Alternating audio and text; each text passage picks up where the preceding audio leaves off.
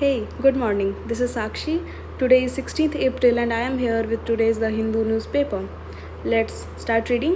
So, as you can see, India's retail inflation is at its lowest. So, I hope you know the meaning of inflation. जब चीज़ों की महंगाई बढ़ जाती है तो that situation is called inflation. And retail inflation is nothing but retail, यानी कि आप देखते होंगे जब आप कोई सामान लेते हैं मार्केट में, सो एज अ कंज्यूमर हम लोग जो फाइनल चार्जेस पे करते हैं उसे रिटेल प्राइस कहते हैं, राइट, एमआरपी। तो सामानों के जब फाइनल प्राइसेस में हमें बढ़ोतरी देखने को मिलती है तब हम लोग कहते हैं कि हाँ, रिटेल इन्फ्लेशन बढ़ गया इकोनॉमी में। तो खैर, in case of India it's opposite, lowest पे चल रहा है हमारा रिटेल इन्फ्लेशन। तो आपने सुना होगा कि आरबीआई ने अपना रेपो रेट को घटा करके 6.25% से 6% कर दिया है। और उसका इम्पैक्ट बताते वक्त मैंने आपको ये बताया था कि लोन्स देने में आसानी होगी, और जब कमर्शियल बैंक्स लोन्स ज़्यादा देंगे लोगों को तो कॉमन पीपल के पास मनी बढ़ेगा, इस हिसाब से मनी का सर्कुलेशन इकोनॉमी में बढ़ेगा। और जब लोगों के पास ज़्यादा पैसा होगा तो वो ज़्यादा खर्च करेंगे, they will be willing to give more about something. आज जो चीज़ 10 रुपये मिल रहा है, कल इसका दाम अगर 12 रुपये भी कर दिया जाए तो I will pay because I have money. तो इस हिसाब से इसी सिचुएशन को कंट्रोल करने के लिए आरबीआई ने पहले से ही रेपो रेट को घटा दिया था। So we can see that ये चीज़ है यहाँ पे। इसके अलावा स्टेट्स पेज पे फिर से उतना ज़्यादा कुछ आया नहीं है काम का, हमेशा की तरह। हाँ, ये एक चीज़ यहाँ पे काम का है कि ऑपरेशन चक्रा 5, ये सीबीआई के द्वारा एक ऑपरेशन कैरी ऑन किया जा रहा है। जी नहीं, ये हॉस्पिटल वाला ऑपरेशन नहीं है। ये बेसिकली इस ऑपरेशन के अंडर में सीबीआई ऐसे फ्रॉड्स को अरेस्ट कर रहा है जो कि किस टाइप का फ्रॉड कमिट कर रहे हैं, डिजिटल अरेस्ट फ्रॉड कमिट कर रहे हैं। So in that scenario you must know the meaning of digital fraud, कि आखिर ये डिजिटल फ्रॉड होता क्या है। तो ये डिजिटल फ्रॉड जो है ये एक तरह का ऑनलाइन फ्रॉड है।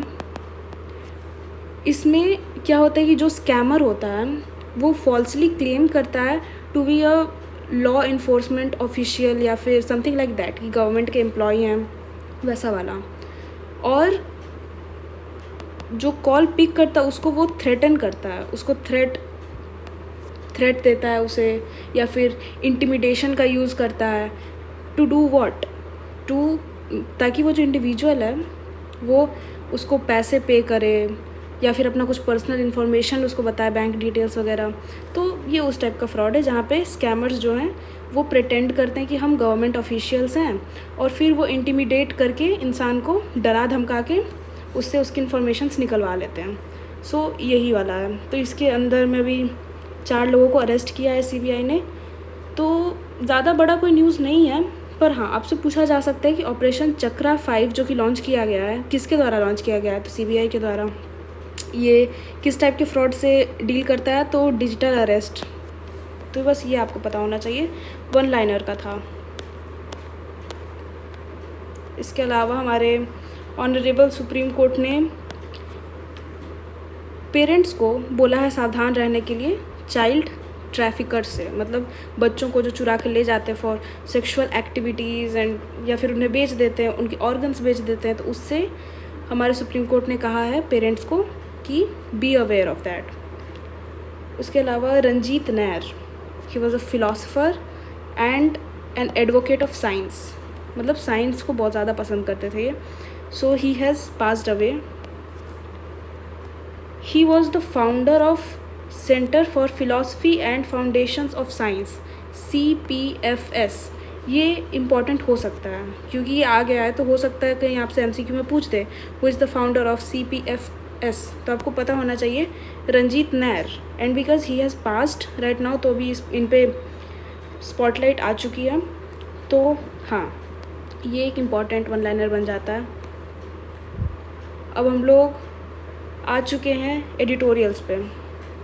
फर्स्ट ऑफ ऑल ये पॉलिटिकल एडिटोरियल है, नहीं पढ़ना है।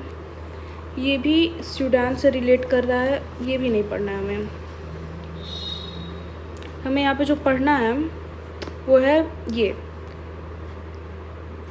परसीव्ड इम्यूनिटी जो कि गवर्नर और प्रेसिडेंट को मिलती है लेजिस्लेटिव प्रोसेस में, तो उसको कम्प्लीटली रिमूव कर दिया सुप्रीम कोर्ट का जो नया जजमेंट आया उसमें। ये वही same government of Tamil Nadu, state of Tamil Nadu versus governor of Tamil Nadu. तो इस केस में जो जजमेंट आया है उसी पे ये पूरा बात करता है। मैं बहुत थक चुकी हूँ ये बता के, since this is coming literally every day in newspaper for the last 1 week और सो, तो मैं बहुत थक चुकी हूँ। आप इसे खुद भी पढ़ सकते हैं, काफ़ी ज़्यादा सिंपल है, इसमें ज़्यादा कुछ ऐसा है नहीं। बताया गया है कि आर्टिकल 142 जो कि कहता है कि कोर्ट कुछ भी कर सकती है टू डू कंप्लीट जस्टिस, तो उसी के अंडर में कोर्ट ने ये अपना फ़ैसला सुनाया और फिक्स कर दिया एक टाइम लिमिट को जिसके अंदर में रिस्पॉन्ड करना होगा गवर्नर और प्रेसिडेंट को to bills by state legislatures. तो यही सब है, आर्टिकल 200, 201 ये सारी चीज़ों को इंटरप्रेट किया गया है।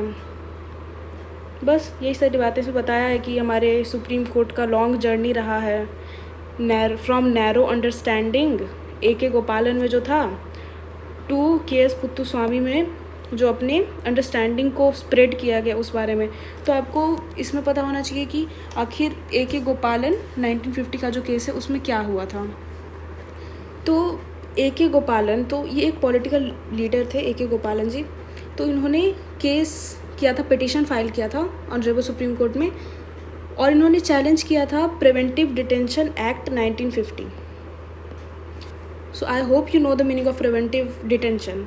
उसमें बेसिकली क्या होता है कि गवर्नमेंट के पास पावर होती है किसी को भी अरेस्ट करने की, नॉट बिकॉज कि आपके पास एविडेंस है कि इस इंसान ने कोई क्राइम कमिट किया है या वैसा कुछ नहीं, not because of that you can arrest that person just because of a mayor suspicion कि इस इंसान ने कुछ किया, मुझे शक है इस पर, या कुछ कर सकता है, मुझे शक है, मैं इसे अरेस्ट करूँगा। तो ऐसा होता है प्रिवेंटिव डिटेंशन में। तो AK गोपालन जी ने यही पिटीशन फाइल किया था इसके खिलाफ कि ये तो गलत है।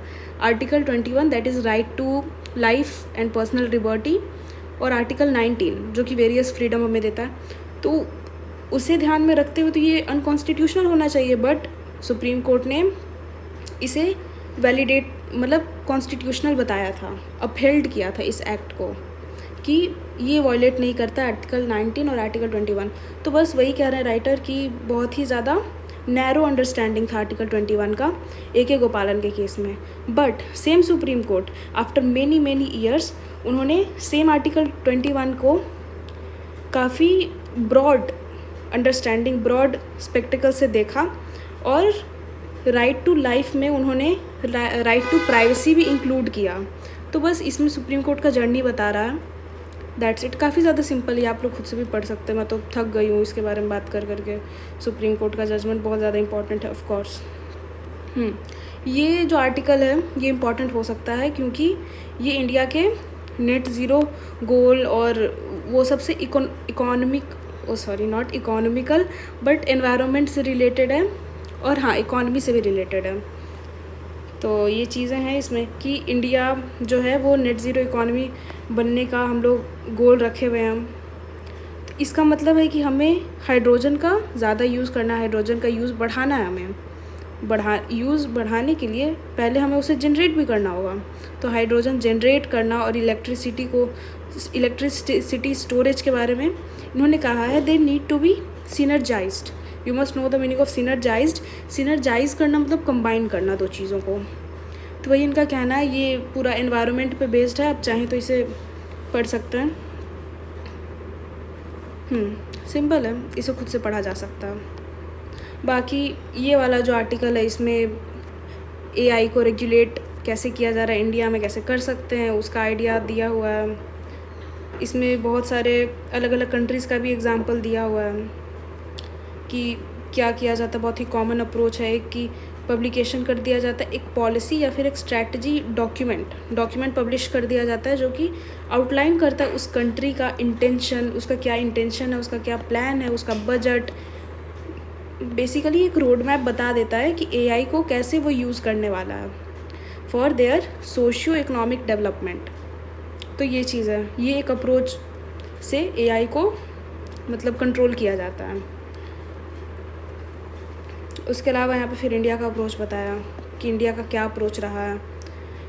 इंडिया हाउएवर अलग अप्रोच है कि इंडिया का, यहाँ पे ना ही हमने कोई ऑफिशियल अप्रूव्ड स्ट्रैटेजी डॉक्यूमेंट बताया है या ना ही हमने कोई लॉ निकाला है, ठीक है ना। मतलब ये दो तरीके हमें ग्लोबली देखने को मिलते हैं। पहला, अपना आप खुद से एक डॉक्यूमेंट निकाल दो, स्ट्रैटेजी डॉक्यूमेंट, जिसमें हमारे इंटेंशंस बताए जाएंगे, हमारे एम्स, गोल्स, कैसे हम लोग यूटिलाइज़ करेंगे एआई को, वगैरह वगैरह। या फिर स्पेसिफिकली एक लॉ पास करा दिया जाएगा पार्लियामेंट से एआई को रेगुलेट करने का। बट इंडिया में ऐसा कुछ भी नहीं है। इन दोनों में से कोई भी तरीका हमने नहीं अपनाया है। हमने कोई तीसरा ही तरीका अपनाया है जिसमें इंडिया ने फोकस किया अपने रिसोर्सेज को ऑन अ गवर्नमेंट मिशन, जिसको डिज़ाइन किया गया है to support the development and adoption of AI, artificial intelligence. तो ये नीति आयोग के इस प्रोजेक्ट की बात की गई है कि मतलब गवर्नमेंट सब कुछ हैंडल कर रहा है, उस बारे में पढ़ लीजिएगा, ठीक ही है, नॉलेज बढ़ेगा। इसके अलावा मैंने इसका भी जिक्र पहले कर दिया है कि बर्थ और डेथ जो है हमारे रजिस्ट्रार जनरल ऑफ इंडिया, जिनका नाम मैंने आपको बताया था, मृत्युंजय कुमार नारायण, हाँ, तो रजिस्ट्रार जनरल ऑफ इंडिया, उन्होंने कहा था, एक स्टेटमेंट दिया था कि बर्थ और डेथ जो इंडिया में हो रहे हैं उन्हें टाइम पर रजिस्टर नहीं किया जा रहा है या फिर रजिस्टर ही नहीं किया जा रहा है, ऐसे कैसे चलेगा।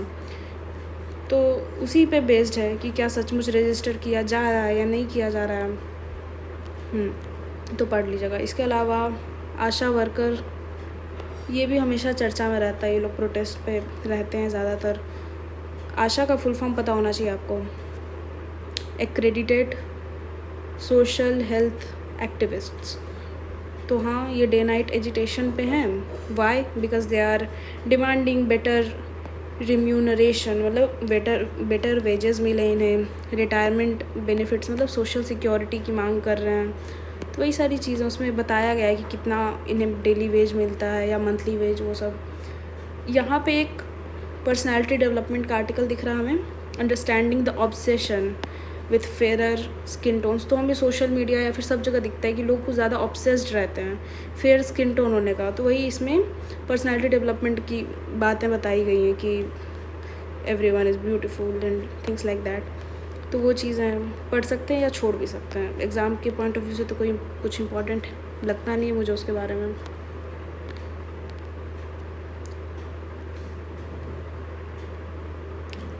यूरोप, आपको पता होना चाहिए कि now that America, US is playing that trade war का वो गेम खेल रहा है, ट्रेड का गेम चल रहा है उसका।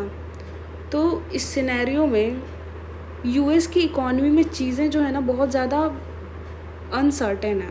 हम लोग कह नहीं सकते कि अगर हमने आज कोई इन्वेस्टमेंट किया है स्टेट्स में, यानी कि यूनाइटेड स्टेट्स में, तो कल को वो इन्वेस्टमेंट सेफ़ रहेगा या हमें कितना रिटर्न मिलेगा। We can not be so sure about that, because Donald Trump ने बहुत कुछ ऊपर नीचे कर दिया है यूएस की इकॉनमी में। तो इस केस में क्या हो रहा है कि यूरोप को एक बहुत ही ज़्यादा प्रिविलेज मिल रहा है, एग्जॉर्बिटेंट प्रिविलेज इन्जॉय कर रहा है यूरोप, क्योंकि यूएस की इकॉनमी अभी बहुत अनसर्टेन है। तो इस हिसाब से लोग यूरोप को देख रहे हैं इन्वेस्टमेंट के लिए एक पॉसिबल डेस्टिनेशन। तो वही चीज़ें हैं।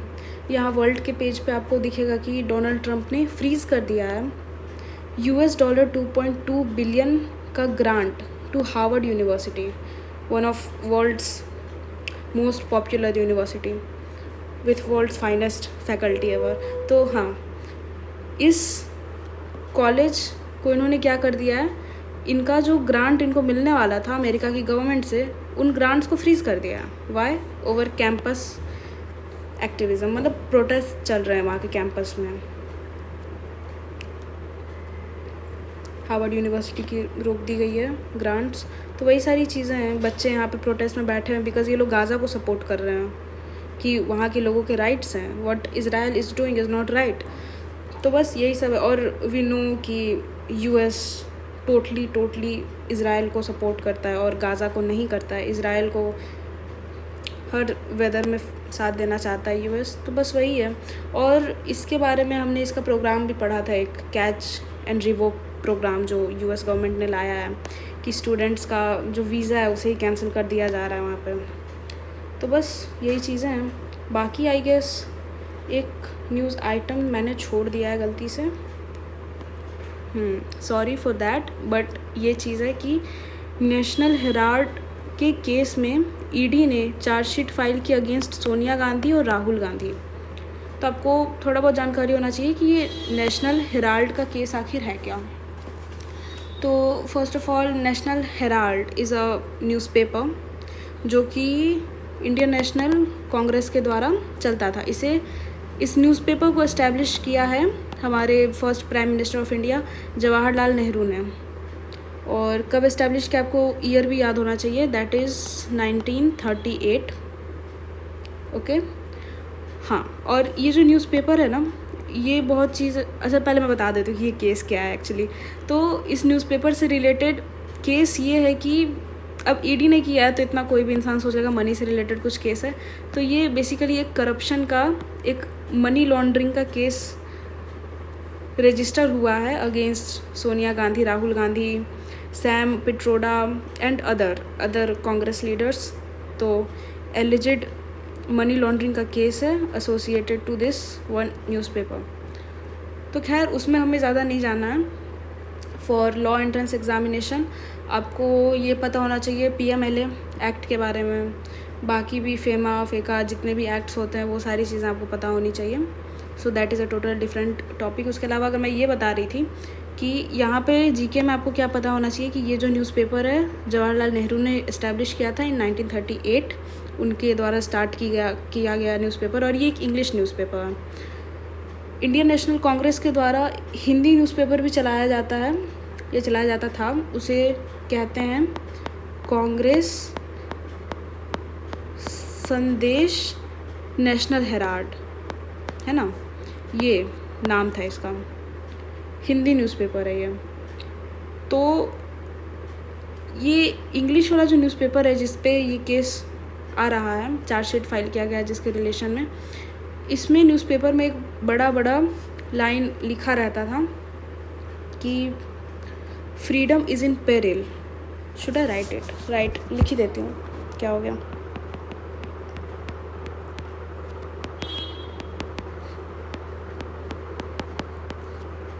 Freedom is in peril, it means कि फ्रीडम इज़ इन डेंजर, स्वतंत्रता खतरे में है। डिफेंड इट,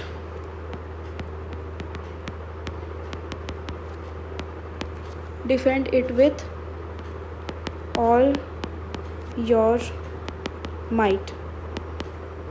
तो इस न्यूज़पेपर पे बहुत बड़ा ये एक कोट मेंशन रहता था, देख सकते हैं। इसे 1938 में स्टार्ट किया गया। Of course we were not independent back then, तो लोगों में ये नेशनलिस्ट फीलिंग जगाने के लिए ये एक कोट लिखा हुआ आता था। तो ये एक इम्पॉर्टेंट चीज़ हो जाता है since now this national Herald newspaper is in spotlight. तो आपको ये पता होना चाहिए कि स्वतंत्रता खतरे में है, अपनी पूरी ताकत से इसकी रक्षा करें। ये लाइन किसका था? तो जवाहरलाल नेहरू का था।